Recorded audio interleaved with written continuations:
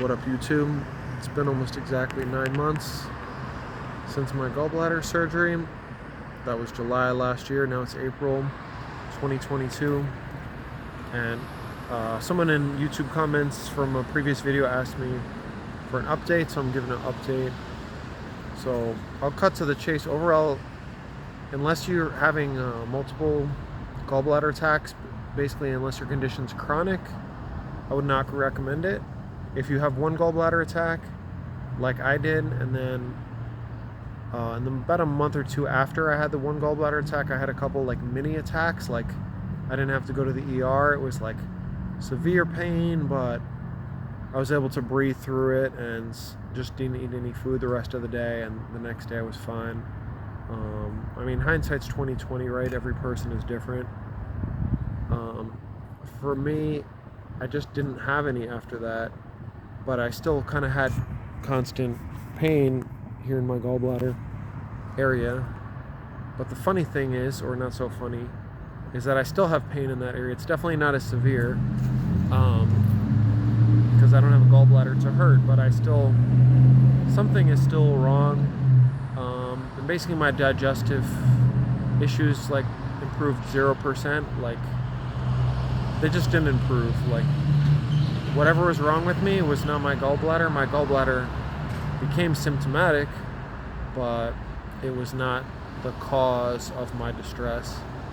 So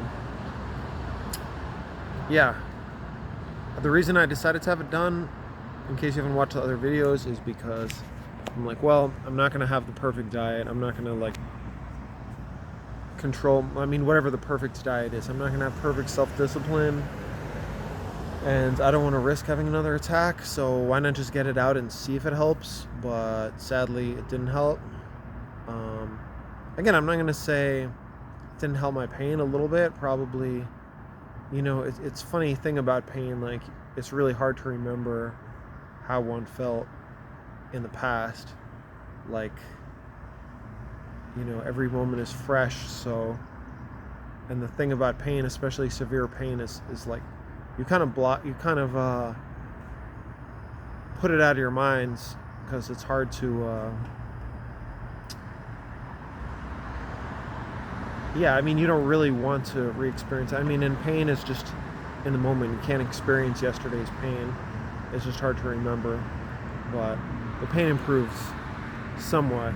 But my digestive systems didn't improve. And maybe I could have dissolved some of my gallstones or somehow healed my gallbladder. Maybe. And if not, I could have got the thing cut out 5 years from now, 10 years from now, and kind of dealt with a little more pain, and the pain might have been motivating to eat better. Yeah. And I always had stomach problems for like over 20 years now, like digestive problems, gastrointestinal problems, but I never really had elimination issues. Like I was always like kind of proud of that. Like whatever I'm going through, at least I can like take a solid shit, right? And now since I had my gallbladder out, it's like definitely the quality has like gone down, and it's just annoying. It's like just I don't know. It's just life. You make these decisions, and when it comes to surgery, you make a decision and that's it. I've talked to one good thing that's come out of this is I've gained a lot of compassion for what surgery really is and how painful it is. I'm a personal trainer now, and one of the questions I ask my clients when I first meet them is if they've had any surgeries. And a lot of people have, and before, it's kind of like a concept. You're like, oh, surgery, that sounds really bad. I'm just switching hands.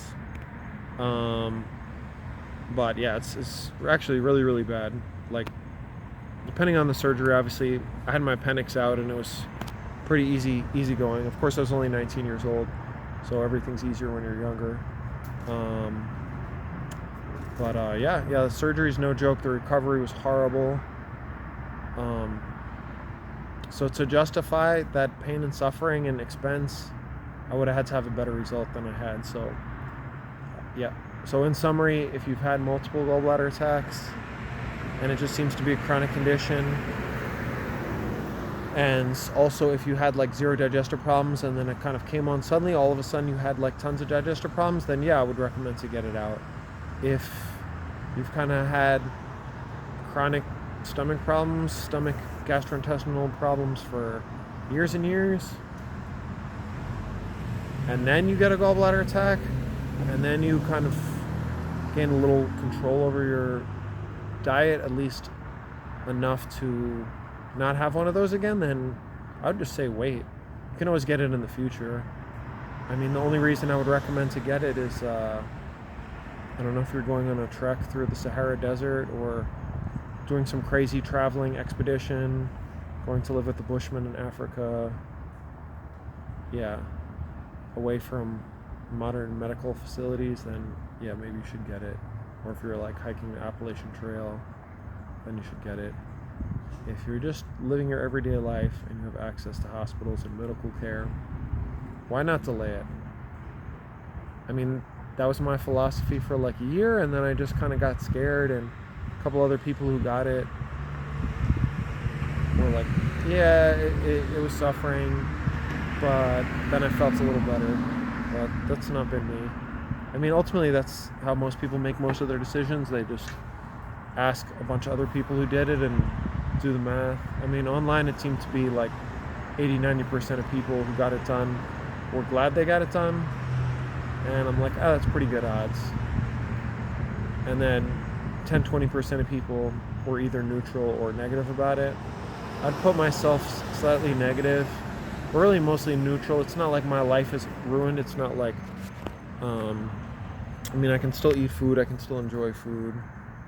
I haven't done a low-fat diet or anything that a lot of these people recommend with no gallbladder, because, I don't know, it just seems miserable. A low-fat diet just seems utterly miserable. Everything good is like fatty. I can't think of a good meal. Maybe some fruit is not fatty and it's delicious, but I don't want to live on fruit alone, or rice. So that's in a nutshell. I'm just here at this house, giant house. Used to be like 10 people living here, but it wasn't zoned residential, so everyone had to move out. And I'm just in the swings before the owner comes and takes them off to his new property. Yeah, one of my good friends lived here, and now it's just sitting here waiting to get demolished, and for a high-rise to be built, which is good for people who own property in St. Pete, but people just renting, it's not going to be so good, because yeah, it's like a little hidden gem in the city, but now it's getting discovered, and probably a lot of people are going to have to move out. So yeah, that's my summary. I'm not trying to be negative. I'm just keeping it real and sharing what my experience was. So if you have any questions, throw them in the comments and I'll try to respond. Thanks for watching, and enjoy your life.